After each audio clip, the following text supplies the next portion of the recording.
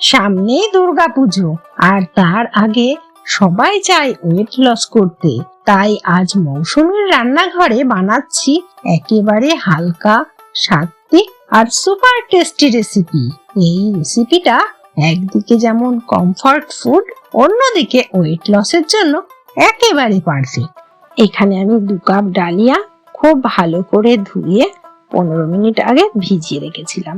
দেখো কতটা ফুলে উঠেছে ডালিয়াটা, চামচের সাহায্যে দেখাচ্ছি।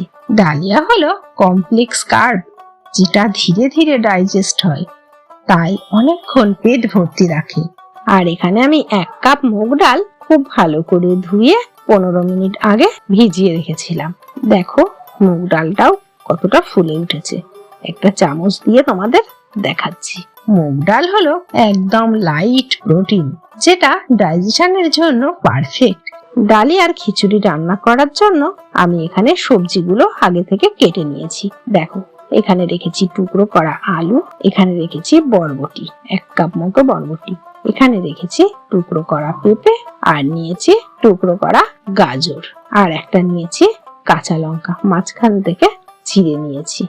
গাজর, পেঁপে, বরবটি হলো ফাইবার, ভিটামিন আর অ্যান্টিঅক্সিডেন্টের ভান্ডার।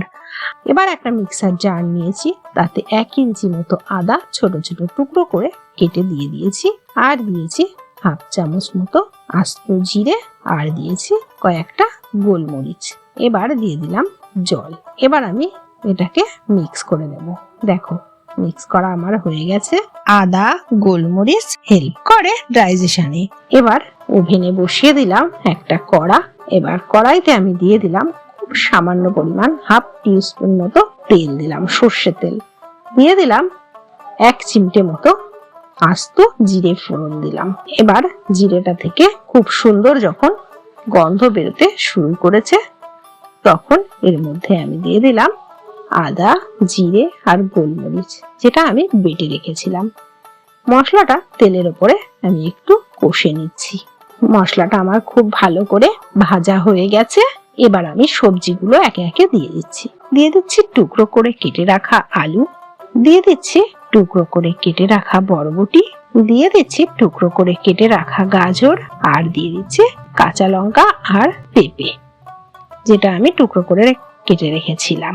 সমস্ত সবজিটা আমার দেওয়া হয়ে গেছে।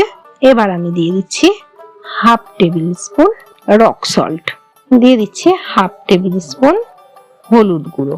এবার খুন্তি দিয়ে সব সবজিগুলোকে একটু হালকা করে ভেজে নেব, সব মশলার সাথে একসাথে।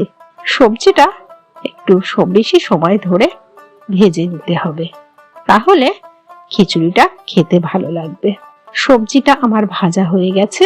এবার দিয়ে দিচ্ছি এখানে আমি 1 কাপ পরিমাণ জল, সবজিটা সেদ্ধ হওয়ার জন্য।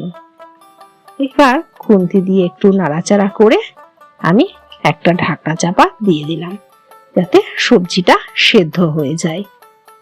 বেশ কিছুক্ষণ পর আমি খুললাম। দেখো জলটা একদম শুকিয়ে গেছে, আর দেখেই বোঝা যাচ্ছে যে সবজিগুলো কিন্তু গলে গেছে। দেখো সবজিগুলো ভালোই সেদ্ধ হয়ে গেছে। আমি একটু খুন্তি দিয়ে নেড়ে চেড়ে এবার আমি এর মধ্যে দিয়ে দিচ্ছি ডালিয়া, যেটা আমি আগে থেকে ভিজিয়ে রেখেছিলাম, সেটা আমি জল ঝরিয়ে রেখেছিলাম। দিয়ে দিলাম সেই ডালিয়াটা, দিয়ে দিলাম মুগ ডাল। এবার সবগুলোকে একসাথে খুব ভালো করে নেড়ে নিতে হবে, যাতে খিচুড়িটা খেতে ভালো টেস্ট হয়। এইভাবে কষে নিলে দেখবে খিচুড়িটা কিন্তু খেতে সত্যিই খুব সুন্দর হয়। এবার আমি এতে দিয়ে দিচ্ছি পরিমাণ মতো জল, যাতে ডালিয়াটাও সেদ্ধ হয় আর ডালগুলোও যাতে গলে যায়, আর সবজিটা তো আগে থেকেই সেদ্ধ হয়ে আছে অর্ধেক, আর যাতে পুরোটা হয়ে যায়। আমি দিয়ে দিলাম বেশ খানিকটা জল। এবার খুন্তি দিয়ে একটু নেড়ে নিচ্ছি।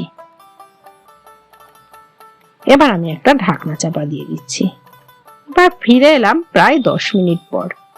দেখো ডালিয়ার খিচুড়িটা কিন্তু প্রায় আমার হয়ে এসেছে। দেখো, একটু নাড়াচাড়া করে তোমাদের দেখাচ্ছি, কত সুন্দর হয়েছে দেখতে। আর এটা কিন্তু খেতেও সত্যিই অসাধারণ হয়। যেমন এটা পুষ্টিগুণে ভরা, তেমনি কিন্তু খেতেও অসম্ভব টেস্টি, আর খেলে পেটটাও ভরে যায়। এবার খিচুড়িটাকে আমি খুব ভালো করে বেশ কিছুক্ষণ সময় ধরে নাড়াচাড়া করছি। খিচুড়িটা একটু পাতলা আছে, তো আমি আর একটু ঢাকনা চাপা দিচ্ছি। বেশ কিছুক্ষণ পর আমি ফিরে আসলাম। দেখো, এবার কিন্তু ডালগুলোও গলে গেছে, আর ডালিয়াটাও গলে গেছে, সবজিগুলোও সেদ্ধ হয়ে গেছে, প্রত্যেকটার সঙ্গে মিশে গেছে। আর খিচুড়িটা কিন্তু অপূর্ব সুন্দর দেখতে হয়েছে। দেখো, সব মিলিয়ে এই খিচুড়ি খেলে পেট ভরে যাবে, কিন্তু একদম হেভি লাগবে না, মানে ওয়েট লসের জন্য একদম বেস্ট। খিচুড়িটার থিকনেস কিন্তু ঠিক এরকম হওয়া চাই, তাহলে কিন্তু খেতে ভালো লাগবে।